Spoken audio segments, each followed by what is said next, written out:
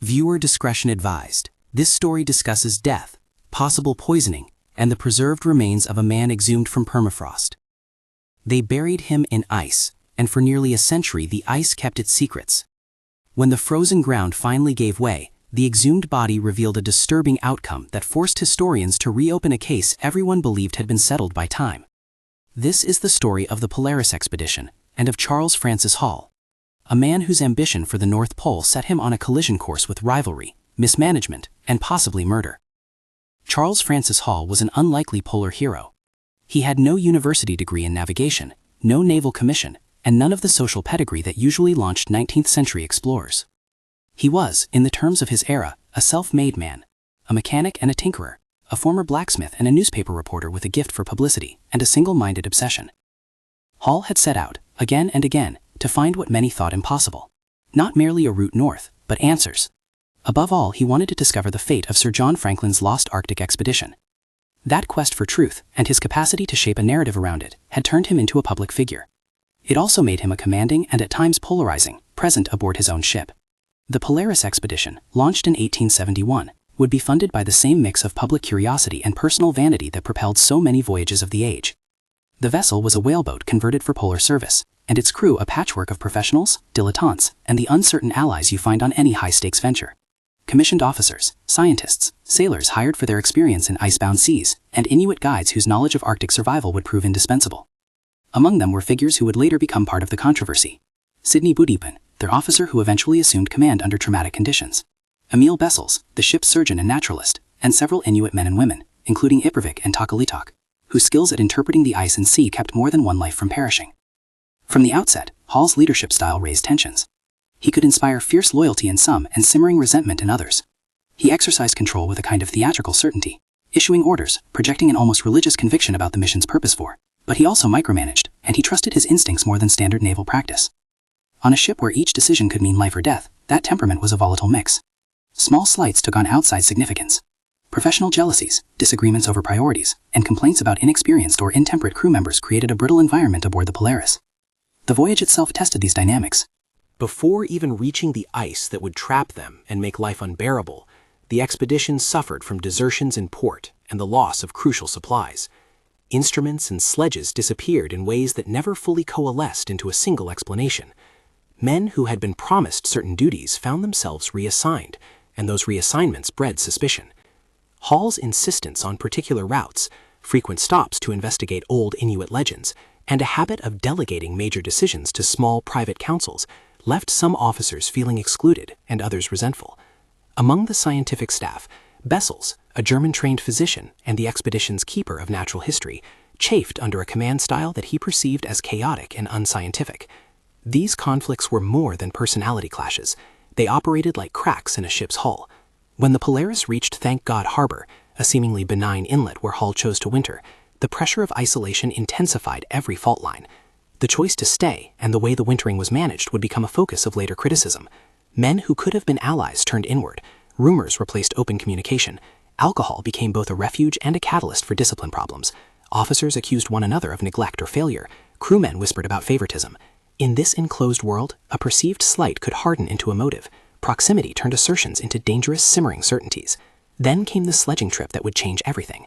Hall, ever restless and convinced that sledging parties would carry the mission forward, set out on an overland excursion with a small group. He returned from that excursion ill, suddenly, severely, and with symptoms that would be later described with chilling detail. According to the ship's journal kept by one of the officers aboard, George, a diarist whose entries would later serve as a primary record of the voyage, Hall complained of a peculiar sweetness in his coffee and of nausea that turned to violent vomiting. He developed delirium and complained that he had been poisoned. Sources aboard the Polaris recorded his accusations, that someone had tampered with his provisions, that an enemy among the crew sought his death. Those accusations, in the thin air of Arctic isolation, acted like accelerants. Trust evaporated. George recorded, as an entry summarizing the day, Hall's appetite failed. He tasted sweetness in his coffee, he vomited, and then struggled to articulate a belief that he was being poisoned. He raised suspicions against unnamed members of the ship's company. That entry would later be cited at the Board of Inquiry as evidence of Hall's state of mind in his final days. The symptoms were unmistakable to a modern reader, even as they seemed inexplicable to the men tending him. Hall complained of severe gastrointestinal distress, vomiting so forceful it left him exhausted. His speech became slurred. He experienced convulsions or collapses that suggested a systemic failure. Some aboard attributed his decline to apoplexy, a catch-all 19th century diagnosis encompassing stroke and sudden paralysis. Others could not accept that a man as robust as Hall would simply succumb.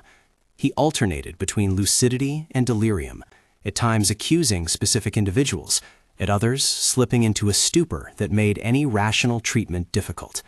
The ship's surgeon, Emil Bessels, attended him, a role that placed Bessels at the intersection of care and suspicion.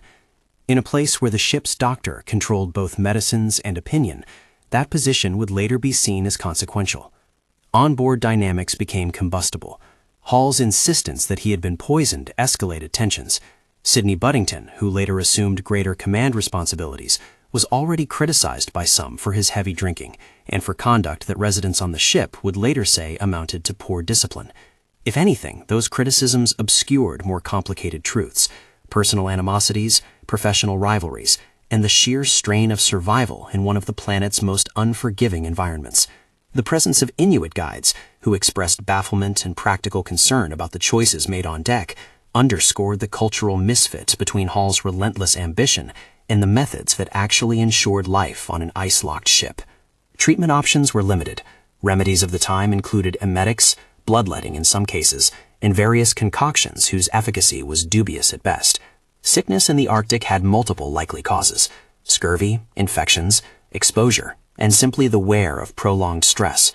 For some officers and crew, the simplest explanation was the right one. Hall had overtaxed himself. His body failed. For others, the suddenness and the sensory detail about the coffee's sweetness suggested a chemical cause. That particular detail, the taste of sweetness, was later correlated by modern toxicologists with arsenic exposure. Arsenic has an affinity for sweet metallic tastes in the mouth when administered in significant doses, and its gastrointestinal effects match many of Hall's recorded symptoms. But those are conclusions drawn with the benefit of hindsight and laboratory testing, the kind of testing not available to men in 1871. As Hall's condition deteriorated, discipline aboard the Polaris frayed. Officers argued over the appropriate course, men drank to drown their fear, and rumors multiplied. Some accused Bessels directly, citing his medical access and his control over Hall's care. Others looked at Buddington, who in moments of command had been described as intemperate and poor at judgment, and said his drunkenness reflected on his capacity to keep the ship's affairs in order. Still others suggested that Hall had made enemies through his own conduct, that his harsh, at times dictatorial style had alienated the very men whose cooperation he needed to survive. The situation culminated in Hall's death. He slipped away at the hands of an illness that, for those aboard, was at once mysterious and unavoidable. The captain, or what passed for peacetime order on a ship now in disarray, recorded the burial: a coffin fashioned to enclose the body, iron fastenings to resist the pressure of ice, and a grave cut into permafrost at Thank God Harbor. The Arctic's cold did what it does with merciless consistency. It preserved. The frost arrested decomposition, turning flesh, hair, and nails into a kind of time capsule. The men said their farewells in the hollow light of the polar winter. They buried Hall physically, and for a time, they buried their questions. The immediate aftermath aboard the Polaris bordered on chaotic. Leadership fractured. Sidney Buddington assumed effective command as events swelled beyond his competence. Drunkenness increased among certain officers. The ship's course veered from mission objectives, and what had begun as a quest for geographical truth became an exercise in survival. Small decisions, whether to risk a rescue sledging party, which supplies to prioritize, when to attempt a break from the ice, became debates with grave outcomes. The Polaris itself, beset by pressures and mishaps, eventually broke from its moorings and drifted, leaving a portion of the crew stranded on an ice floe. That drifting and the subsequent struggle for life is another chapter in this saga, one that ended in rescue by the whaler Tigris for some of the castaways. But in the immediate months after Hall's funeral, the crew faced not only cold and hunger, but a haunting question: how had their leader died? Back in the United States, the death of a prominent explorer demanded an accounting. The government convened a board of inquiry to assess the circumstances surrounding Hall's death and to judge the conduct of those left in charge. In that formal setting, the narrative hardened into a conventional explanation. Relying on the testimony available, the ship's logs, the oral accounts of surviving crew, and medical reports, the board concluded that Hall had died of apoplexy. That verdict closed the official ledger. Apoplexy, in the medical language of the era, could encompass cerebrovascular accidents and sudden paralysis. It allowed officials to ascribe Hall's demise to natural causes, rather than to a contested human agency. But the board's finding did not settle every question. The inquiry's record shows discrepancies and gaps. contradictory testimonies, inconsistent descriptions of Hall's final hours, and the inevitable limitations that come from asking witnesses to reconstruct events under extreme stress. The board was also, by necessity, constrained by the era's medical understanding and by the evidentiary standards of an age where laboratory proof of poisoning, the very thing that would later become central, was essentially unavailable. What could not be observed or tested at the time would remain a phantom in the written record. On the ship, accusations lingered like a foul odor. Some officers privately believed that Hall had been deliberately poisoned. Others insisted his paranoia had manifested in false accusations. The suspicion that Emil Bessels, the doctor with access to the medicines Hall swallowed, might have played a role settled into the undercurrents of the crew's narrative. There were circumstantial facts that would later animate historians: Bessel's opportunity to administer substances, his disagreements with Hall over scientific methods and leadership, and letters and recollections that hinted at personal friction. But opportunity and friction alone do not equal guilt. Even at the time, the complexity of human motive and the scarcity of direct proof made a legal case impossible. No charges were filed, no trial held. The board's conclusion of apoplexy became the official closure, and the men dispersed, carrying versions of events that suited their loyalties and needs. History, in its official documents, agreed to leave the matter unresolved. And yet, the Arctic had done something the board could not. It had preserved a body in a state that, under later scientific techniques, might speak differently than living testimony. The permafrost acted like an archive, halting decay and conserving physical evidence that, a century later, could be probed with methods unimaginable to men in 1871. For decades, the idea of examination lurked like a footnote in scholarly debates about the Polaris and Hall's death. The memory of the man who had chased Franklin's ghost shifted between heroism and tragedy. To some, Hall remained a visionary who pushed past the limits of his time. To others, he was a tyrant whose own temperament catalyzed his downfall. At the heart of the controversy were relationships recorded in the margins of official reports, the quiet notations in journals and letters that historians love to pore over. George's diary, for instance, contained entries that recounted the daily friction aboard the Polaris and the specifics of Hall's final complaint about the sweetness in his coffee.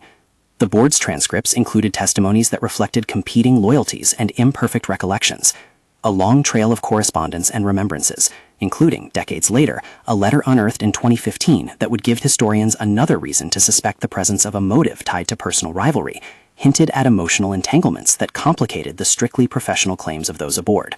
That 2015 letter, written years after the events in question, suggested a possible jealous rivalry that colored interactions between Hall and Bessels. It deepened plausible motive without proving anything on its own. But motive alone is not enough to convict history. The rules of good historical practice demand patience. Establish fact, weigh testimony, identify gaps, and avoid the temptation to fill those gaps with tidy narratives.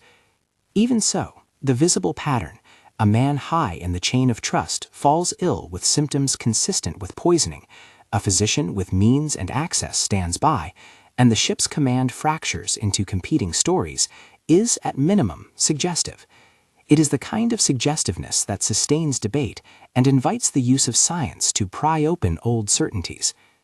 Science, for all its power, is not a simple instrument for rewriting history on a whim. It requires careful samples, controlled tests, and interpretation. It also depends on the physical preservation of evidence, which brings us back to the cremated anomaly that was Hall's Arctic grave. The permafrost, which had preserved so many details of the expedition's life and death, also preserved what the body might reveal. For years, that preservation was both a promise and a threat. It meant the potential for new knowledge, but it raised thorny questions of propriety and respect. Whose right was it to disturb a grave, even in service of truth? Would exhumation settle the dispute, or merely inflame it? Historians and descendants debated those same issues in the decades following the Polaris voyage. Opinions differed, but the scientific community eventually prevailed on the point that careful forensic analysis could answer questions that papers and memories could not. Leaders of such a project had to be chosen carefully. One of the figures who would assume responsibility for exhumation efforts nearly a century later was Chauncey C. Loomis, a historian with an eye for both the technical and the archival. Loomis would organize an expedition in 1968 that brought together archaeologists, anthropologists, and forensic scientists to open the grave in the permafrost and test what lay within. It is important in this story to keep the boundaries between fact and hypothesis clear. The Board of Inquiry's official record stands as a documented response to events in 1871. The diaries and notes of men like George provide contemporaneous texture, direct impressions, the smell of coffee, the cadence of accusations. And later archival finds, letters that surfaced in the 21st century, offer context that cannot be ignored. Yet there is a gulf between what those documents say and what science could prove. Forensic testing, when it arrived, would provide a new axis on which to judge the past, one that would both illuminate and complicate the narrative in ways that the men in 1871 could neither foresee nor control. Before those scientific revelations, however, the human consequences of Hall's death were immediate and painful. Men who had sailed together became estranged. Careers were affected, reputations stained. Some survivors told versions of the story that emphasized misfortune and environmental hazard. Others clung to stories that implied a darker human agency. The press in the United States, which had once lionized Hall's ambition to find Franklin, now reported a saga of mismanagement, drunkenness, and a mysterious death that offered the sensibility of a 19th century melodrama. Public opinion in those years was often a tool as blunt as an iceberg. It could crush nuance. The story of Polaris also shifted the way the nation thought about Arctic exploration. In the 19th century, exploration was a theater of national pride and personal glory. Failure and tragedy were, to an extent, expected costs of the imperial project. But when a prominent American explorer died under suspicious circumstances, the public demanded an account that would reconcile heroism with culpability. The Board of Inquiry provided an official narrative, but privately many remained unconvinced. That gap between public closure and private doubt is the soil from which decades of scholarly re-examination would grow. In those private doubts, names like Emil Bessels became focal points. Bessels was a complex figure, educated, scientifically minded, and in many accounts, earnest in his pursuit of natural history. He had professional grievances against Hall and an argumentative temperament that made concurrence rare. He was also, by the nature of his role, in the position to administer substances that might harm or help. Historians would later point to such facts: his access to the patient, the timing of doses, the efficacy of the treatments applied, as forming a circumstantial case that merited further inquiry. Yet contemporaries who defended Bessels argued that medical care at that time was primitive by modern standards, and that Hall's dying symptoms conformed comfortably to illness patterns well understood in the period. There is a danger, as historians know, of allowing the texture of narrative to outpace the strictness of evidence. Against that danger, this account maintains a cautious posture. It reports on facts as recorded, acknowledges where archival documents conflict, and reserves judgment about motive and guilt. But it does not hide the fact that what happened aboard the Polaris left a bitter imprint. The Arctic, indifferent and eternal, became for the men on that ship both a cause and a repository of secrets. The permafrost preserved what living memory would in time lose: hair, nails, bone, the physical residues of a man whose life and death would become a battleground between story and science. It is useful to pause and measure the elements we have assembled so far: a driven leader with enemies, a physician with motive and means, a crew in which discipline unravels, a burial in permafrost that arrests decay, and an official inquiry that attributes death to natural causes. Each of these elements is documented in one way or another: diaries, logs, the board's records. Taken together, they frame a historical puzzle. But the key pieces that would bring that puzzle into focus, the forensic analyses that might identify toxins and preserved tissues, remain, for now, in the future. The public record rests uneasily between what was said in 1871 and what the frozen earth might disclose decades later. For the men of Polaris, the practical consequences of Hall's death were immediate. Those who survived returned with stories of hardship on the ice and with personal grievances that would shade historical accounts for generations. Some stories emphasized the courage required to survive. Others insisted on failures of leadership and moments of moral collapse. The eventual rescue of certain crew members by the Tigris added to the saga's dramatic arc, a whaling ship appearing like Providence from the wasteland and taking some men away from the Arctic to testify about what they had seen. Those testimonies, however, were never uniform. Memory, particularly memory of trauma, is a capricious recorder. As the decades passed, the official verdict, apoplexy, settled into the annals. Yet the physical fact of the permafrost grave remained, a latent record with the capacity to contradict oral testimony. It was in the metaphor of those who would later examine it, like a sealed file waiting for the right archivist to open it and read what the paper could not say aloud. The moral problem of exhumation, disturbing a grave for the sake of knowledge, weighed on those who considered it. But the promise of scientific clarity, of finally addressing questions that had festered in historical scholarship, proved irresistible to a particular set of researchers who believed that the dead could still speak. Before those researchers could act, however, the story of Polaris had to survive the long shadow of public attention and the slow erosion of institutional memory. Official records were preserved, but personal effects scattered. Letters exchanged between officers, marginalia in journals, and scraps of testimony kept the case alive among historians who saw patterns the public did not. For every sympathetic account of Hall as brave and visionary, there was an equally forceful account that depicted him as abrasive and unknowable. That divergence in interpretation was central to why nearly a century later, someone like Chauncey Loomis would find it necessary to act, not to settle political scores, but to see whether science could close the evidentiary gaps that rhetoric and memory could not. And so the stage is set, a grave in the Arctic, a man whose final complaint about the taste of his coffee seems trivial and yet becomes a crucial detail, a ship whose social fabric unravels under stress, a surgical presence aboard with both competence and enmity, and a board of inquiry that rules with the limitations of its moment. The modern tools of forensic chemistry and the reflective patience of historians would come to bear on this case. What remained unresolved, for now, were the questions of motive, method, and culpability, the human narratives that haunt any death appearing at once natural and suspect. When one steps back from the particulars, the Polaris affair reflects a broader truth about exploration and power. On the ice, social hierarchies and interpersonal dynamics operate under compressed conditions, with consequences magnified by isolation. Leadership that relies on personality rather than on transparent authority creates resentments that, in sealed spaces, can ferment into dangerous outcomes. The Arctic, in preserving bodies and objects, also preserves the moral ambiguities of those who passed through it, and when science finally turned its instruments toward those preserved remains, it did not merely interrogate chemistry, it interrogated memory itself. At this juncture in the story, the narrative diverges into two parallel lines: the human record, made of diaries and inquiries, which ends in a formal verdict, and the material record, sleeping in the permafrost, which offers the possibility of a different kind of testimony. The board's verdict of apoplexy stands as a historical fact in one sense, but the preserved body offers the possibility of revising that fact. Which record will prevail? That question hangs unresolved in the winter light, like smoke waiting to condense into certainty. If you find this account compelling, consider subscribing and clicking the bell so you won't miss the next installment, where this frozen archive is opened and scientists confront a body that has been waiting for answers for nearly a century.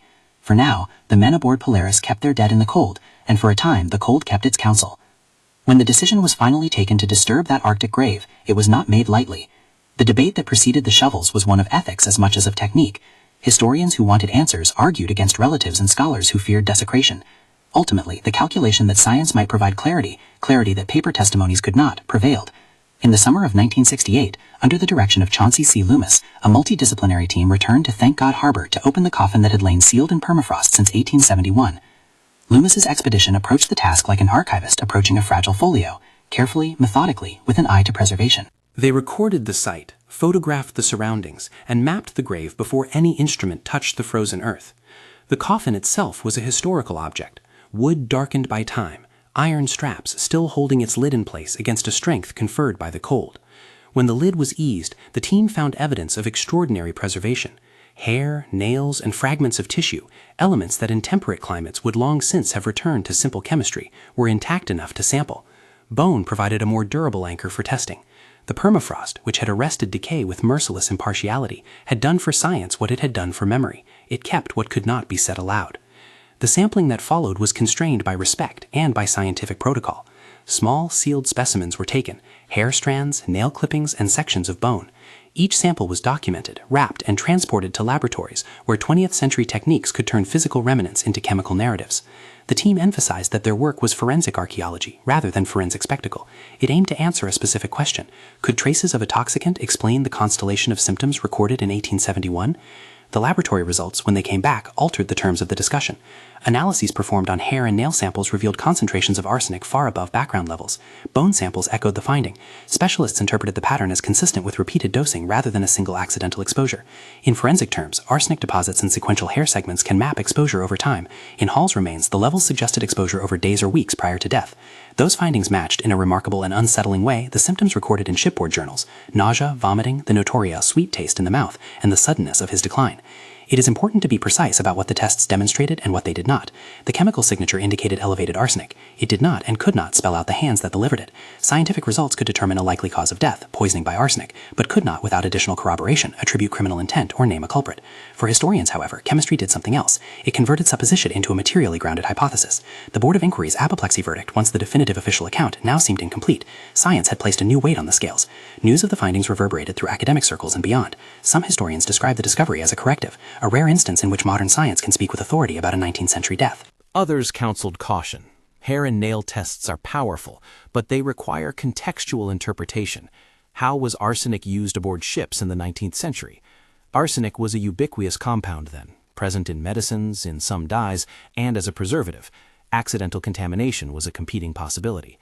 The pattern, levels over time, the match to recorded symptoms, and the absence of other plausible sources on the frozen ship made accidental exposure less likely, but did not make it impossible.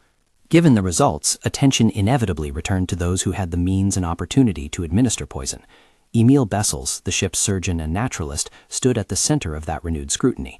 His role placed him in daily contact with Hall and gave him control over the medicines that Hall reportedly took.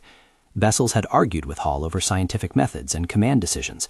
Letters and accounts suggest a relationship that could be described as acrimonious.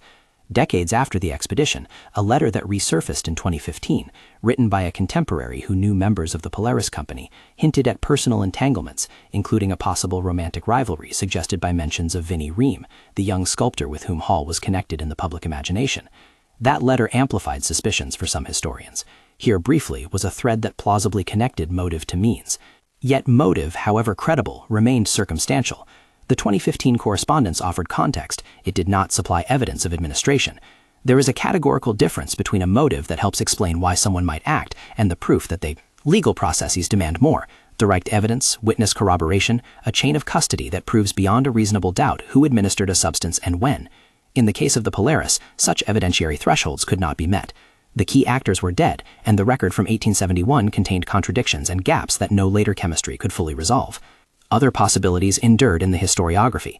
Some scholars asked whether medicines administered intentionally for one purpose could have contained arsenic as a contaminant, an accidental dosing through a medicinal compound perhaps. Others looked at food supplies, at the storage practices aboard ship, and at the many ways a toxic substance could enter a small crew's environment.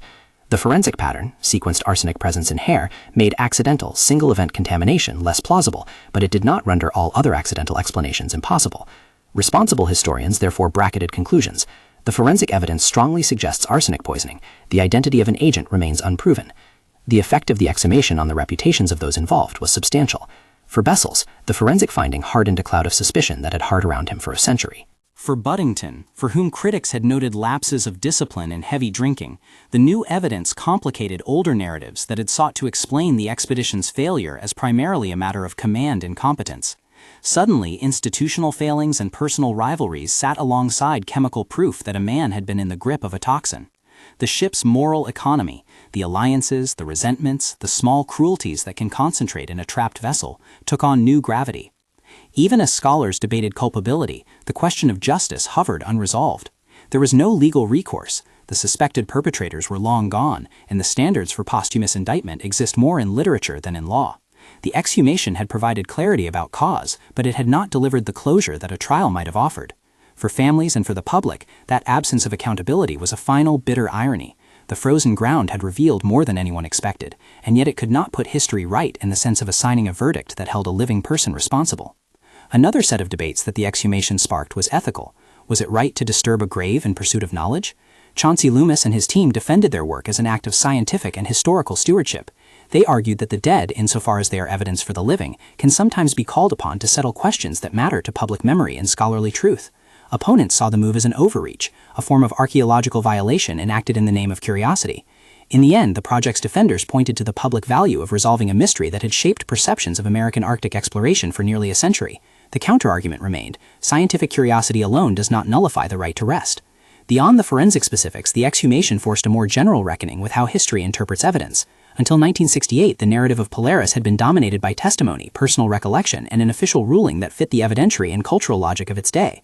The Board of Inquiry's apoplexy verdict satisfied a 19th century appetite for explanation, illness rather than crime, especially when medical testing could not supply a competing claim. But the permafrost reminded historians that material culture can keep secrets longer than living memory, and that those secrets sometimes overturn the stories people tell themselves. Science had not so much ruined a narrative as complicated it. Where once a neat verdict existed, now there was an uneasy coexistence of documentary ambiguity and chemical specificity.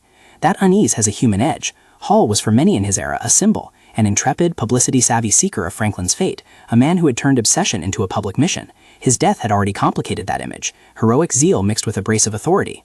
The arsenic finding added another dimension, the possibility that Hall did not simply die because of his own hubris or because of cold and mismanagement, but because someone took active steps to end his life. For those who revere Hall as an explorer of conscience, that possibility felt like a desecration of the hero narrative. For those who had always suspected darker currents, the finding felt, if not like vindication, then at least like a correction to a record that had been too neat. The story also suggests broader lessons about the vulnerabilities of hierarchical structures in extreme contexts. Ships cut off by ice become micro-societies, in which status, authority, and personal resentments amplify into decisions that can shape life or death. The Polaris affair, in lending itself to this pattern, is not unique. It is an extreme example of how isolation can accelerate conflict. In Hall's case, a personality that centralized command and provoked strong reactions may have made him more vulnerable to sabotage, if sabotage indeed occurred. The permafrost thus did not only preserve a chemical trace, it preserved an instance of social risk that historians can now analyze with new tools. There are, finally, historiographical ripples to consider. The exhumation has encouraged scholars to re-examine other mysteries of the age with a combination of archival rigor and scientific inquiry. It has pushed the field toward more interdisciplinary methods, where chemists, archaeologists, and historians coordinate to reconstruct events that no single discipline could fully explain. Yet it has also provoked cautionary lessons. Material evidence can be powerful, but rarely decisive on its own. It needs to be read in conjunction with testimony, context, and an awareness of how human actors behave under stress. What remains unambiguous is the arc of human consequence in the Polaris story. Men who had sailed together under one banner returned to a continent divided by opinion. Reputations were altered, friendships ruptured, narratives hardened into camps. The exhumated body, once the province of cold and quiet, became a public object, a focal point for debate about science, morality, and the limits of historical certainty. The Arctic had preserved more than a corpse. It had kept open a wound in the way national memory treats its heroes and villains. And yet, the permafrost was not a courtroom. It could reveal presence and pattern, but it could not convict intent beyond doubt. That is the story's persistent ache. Forensic chemistry told us what likely killed Charles Francis Hall. It could not, on its own, tell us who wanted him dead, if anyone wanted him dead at all. The evidence points with force to arsenic exposure consistent with poisoning, and that finding reshapes how we think about the last days aboard the Polaris. But naming an author of that exposure would be to overstep what the evidence can bear. So the question that the title of this piece proposes, "The exhumed corpse reveals a disturbing outcome," is true, but it requires nuance. The disturbing outcome is not a neat assignment of guilt.